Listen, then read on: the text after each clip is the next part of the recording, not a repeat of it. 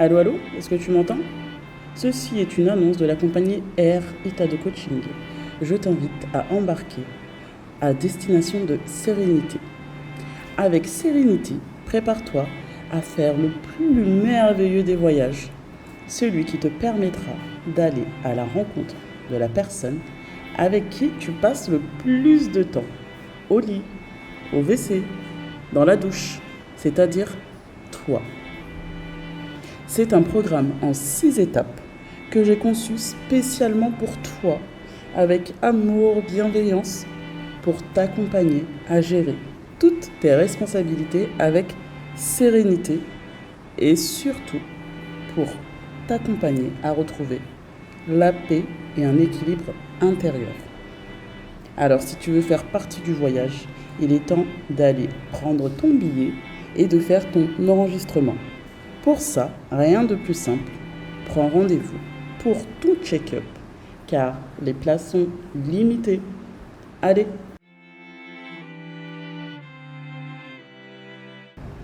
Hello! Alors pour celles qui ne me connaissent pas, je suis Assa, fondatrice d'Itado Coaching.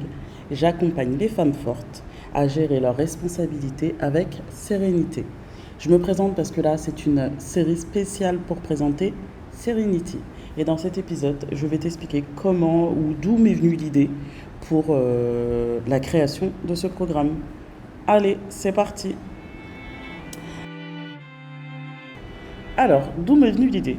Déjà, faut savoir que j'accompagne des femmes depuis 2018 et à ce jour, nous sommes le 22 mai 2024, je suis au Togo. Ah d'ailleurs, désolé pour tous les bruitages derrière, parce qu'en fait, entre la pluie, la clim ou le ventilo et l'ordinateur, comment dire, c'est un peu compliqué d'enregistrer sans qu'il y ait trop de bruit derrière. Comme je dis, on fait de son mieux avec les ressources qu'on a à sa portée. Donc c'est soit j'enregistre avec les petits bruitages, soit j'enregistre rien du tout. Et clairement, le choix est vite fait. Donc, sorry. Alors, d'où m'est venue cette idée? Déjà, oui, voilà, du coup, j'ai commencé en 2018. À ce jour, j'ai accompagné plus de 200 femmes et je me suis rendu compte que toutes les femmes que j'ai accompagnées, en tout cas quasi toutes celles que j'ai accompagnées, avaient énormément de points communs. Beaucoup de casquettes de responsabilité à porter, une majorité qui était quand même pas très loin, voire dans le burn-out émotionnel, des femmes fortes, quoi qu'il arrive, elles vont jusqu'au bout, même si ça va au détriment de leur propre personne. Après, il y a d'autres problématiques, la difficulté de comprendre le lien entre nos émotions, les douleurs ou les problématiques santé qu'on peut avoir dans notre corps, nos schémas et tout ça. Du coup, toutes ces femmes, je les ai accompagnées à retrouver une tranquillité d'esprit et surtout apprendre à se connaître et comprendre leur mode de fonctionnement. Parce que pour le coup, quand on se connaît, quand on comprend ce que les émotions viennent nous donner comme message, quand on comprend pourquoi on a tel type de réaction dans tel type de situation, quand on comprend aussi quelles sont nos valeurs, ce qui nous drive, ce qui nous motive et ce qui nous fait vibrer à se lever tous les matins avec la patate, la pêche, tout ce que tu veux, c'est beaucoup plus simple d'avancer sereinement sans s'oublier. Et justement, en parlant d'oubli, 2023 a été une année assez épuisante pour moi, car même si je kiffe mon travail, mon activité, en 2023, j'ai enchaîné énormément de rendez-vous. Et je me suis dit qu'il était peut-être temps que je me préserve un petit peu parce que je ne peux pas accompagner des clientes vers la tranquillité d'esprit, vers la sérénité, vers un équilibre, sachant que moi-même c'est le chaos dans ma tête et que je suis éclatée et fatiguée au bout du rouleau. Donc, même si de temps en temps, oui, les choses ne se passent pas comme prévu, je m'adapte, je trouve des solutions, et que la vie est faite de beaucoup d'imprévus, pour moi, il était quand même important que je puisse réajuster le tir pour ma personne parce que j'avais mis beaucoup de choses de côté et beaucoup de personnes de côté pour me consacrer à mon travail. C'était cool, je ne vais pas mentir. C'était cool de pouvoir accompagner plein de femmes, etc. Mais c'est vrai que ça a été assez challengeant. Du coup, je me suis dit qu'il faudrait que je m'organise autrement. J'ai commencé d'abord par me faire accompagner par une coach pour travailler sur l'équilibre de vie. Parce que même si j'ai les outils, même si j'ai les connaissances, comme on dit, c'est que le cordonnier est souvent le plus mal chaussé. Quand il s'agit d'expliquer aux autres, d'avoir un regard extérieur sur les situations des autres, etc. Ah oui, là, il n'y a pas de problème, je vois très bien ce qu'il y a à faire, je vois très bien là où il y a le blocage, etc. Et j'ai plein d'idées, plein de conseils, plein d'astuces, plein de petits exercices à donner pour faire prendre conscience de pas mal de choses. Donc, je me suis fait accompagner par une coach et du coup, on a travaillé sur pas mal de choses, mais c'était le point le plus important, c'était de pouvoir retrouver une place pour la femme que je suis, pour que je puisse me ressourcer, pour que je puisse prendre du temps pour moi. Ensuite, après ça, je me suis dit, j'aime beaucoup mon activité, mais c'est comme s'il me manquait un petit quelque chose.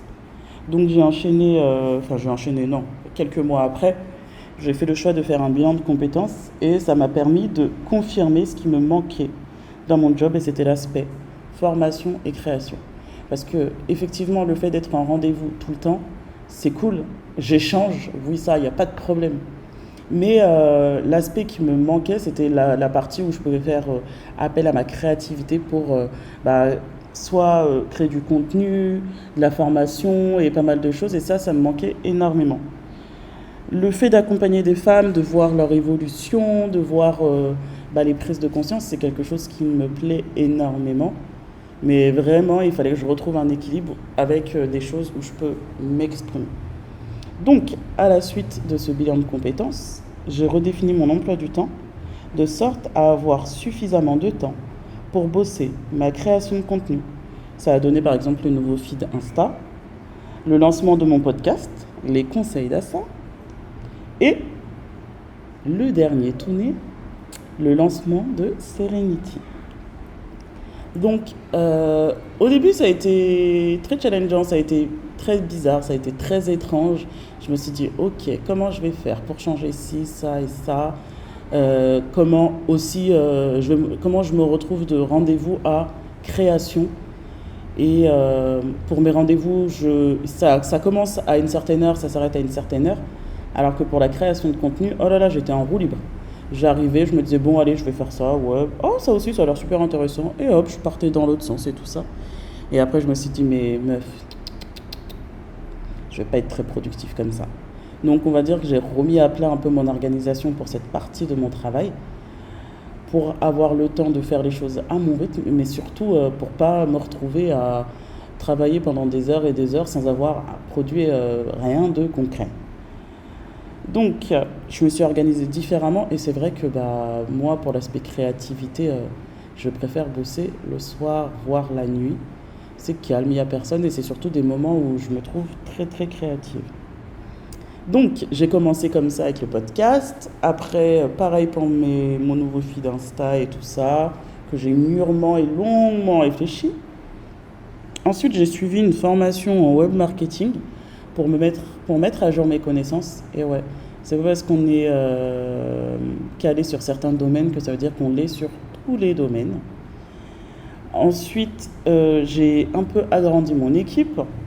Et du coup, on va dire que la confirmation vraiment de tout ça s'est faite quand j'ai fait mes journées immersion avec Charlotte Apieto, la créatrice de Postadem, qui a été revendue. Mais du coup, c'est quand même elle qui l'a créé. Et c'est là où vraiment les choses se sont, on va dire, là où ça s'est vraiment éclairci.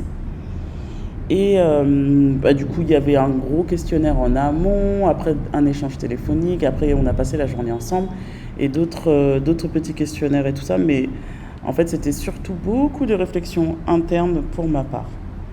Du coup, cela m'a amené à pouvoir combiner tout ça entre la création de contenu, l'accompagnement et la formation. Et cela a donné lieu à la naissance du programme Serenity. Alors, qu'est-ce que c'est Serenity ? C'est un programme en 6 étapes que j'ai pris le temps de réfléchir. Donc, à qui est destiné ce programme ? Déjà, il est destiné aux femmes qui se sentent épuisées, débordées, qui sont anxieuses, qui ont le cerveau qui chauffe à force de se poser des questions et qui ont surtout beaucoup de responsabilités à porter sur leurs épaules. Ce programme, il est pour toi. Si tu as déjà essayé de t'en sortir solo mais que tu as du mal, Si tu as la sensation de te sentir isolée ou incomprise parce que du coup, autour de toi, il n'y a pas forcément de personnes qui comprennent ce que tu vis. Et si tu aimerais aussi rencontrer d'autres femmes fortes comme toi. À travers ce programme, je t'invite et je t'accompagne.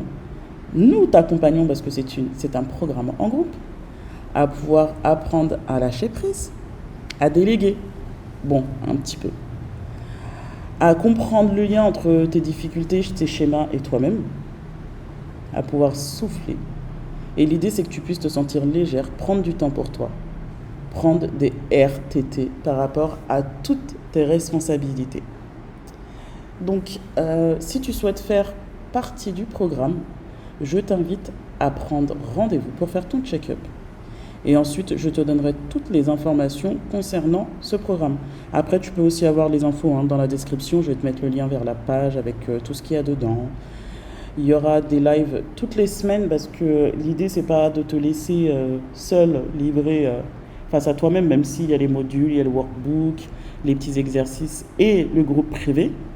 D'ailleurs, j'ai fait le choix de limiter cette formation, ce programme à 10 personnes pour préserver cet espace safe où on peut s'exprimer en toute bienveillance, sans jugement, dans la tolérance bien évidemment et avec le sourire. Et du coup, pourquoi et comment d'où ça m'est venu l'idée? Tout simplement, pendant longtemps, moi aussi, j'ai été une guerrière qui était orientée objectif, solution, opérationnel. Et en fait, quand j'ai pris conscience de mon mode de fonctionnement et que j'ai décidé de renouer avec mes émotions, parce que bien évidemment, elles étaient rangées dans une boîte, c'est là que j'ai pu laisser place à mon énergie féminine et l'embrasser pleinement. Ça ne veut pas dire qu'aujourd'hui, je ne suis plus cette guerrière ou cette Wonder Woman, pas du tout. Ça veut juste dire qu'aujourd'hui, j'ai accepté celle que j'étais déjà pour commencer. Et ceux à qui ça ne plaît pas, que grand bien leur fasse. Parce qu'il y en a qui vont me dire « Ouais, mais toi, tu montres pas trop tes émotions, tu parles pas trop de toi, t'es quand même assez dur. » Écoutez, comment dire, j'ai pas trop eu le choix. C'était pas une option, c'était une nécessité. Et je t'en dirai plus dans le prochain épisode, un peu plus de comment j'en suis arrivée à être cette femme forte. Mais du coup, l'idée, voilà, c'est de pouvoir... après tout ça, après tous ces apprentissages, c'est que j'ai pris le temps de comprendre mes émotions, de laisser place à mon énergie féminine. Et je me suis surtout autorisée, je vous le dis parce que c'était c'était un bien grand mot pendant longtemps pour moi, je me suis surtout autorisée à accepter l'aide des autres. Pendant longtemps, je me suis débrouillée toute seule et je me disais, quoi qu'il arrive, je trouverai des solutions. C'est pas grave qu'on m'aide pas. Et je cherchais même pas à aller chercher à aller chercher de l'aide. Mais aujourd'hui, oui, j'ai accepté cette idée d'être aidée. Ça ne fait pas de moi quelqu'un de moins bien, de plus faible ou autre, pas du tout. Ça fait juste de moi quelqu'un de réaliste. Je me suis aussi autorisée à prendre du temps pour moi, sans culpabiliser. Parce que clairement, avant prendre du temps pour moi, déjà je ne savais même pas ce que ça voulait dire prendre du temps pour moi. Et pour finir, j'ai aussi appris à lâcher prise sur les problèmes des autres. Et je vous assure que ça m'a aidé à transformer mes crises d'angoisse en une anxiété légère. Je pense pas que l'anxiété me quittera, parce que ça reste quand même un mécanisme, une réaction pour m'aider. Mais c'est sûr que les crises d'angoisse, là, celles-là, elles ont bien disparu. Et en fait, c'est toute cette transformation, tous ces apprentissages que moi, j'ai envie de partager avec toi à l'intérieur de ce programme. Du coup, je vais m'arrêter ici pour aujourd'hui, pour la présentation de d'où m'est venue l'idée de ce programme Serenity. Si tu souhaites en savoir plus, reste connecté parce qu'un prochain épisode arrive très prochainement. pour t'en dire plus sur le lien entre Sérénité et ma maman.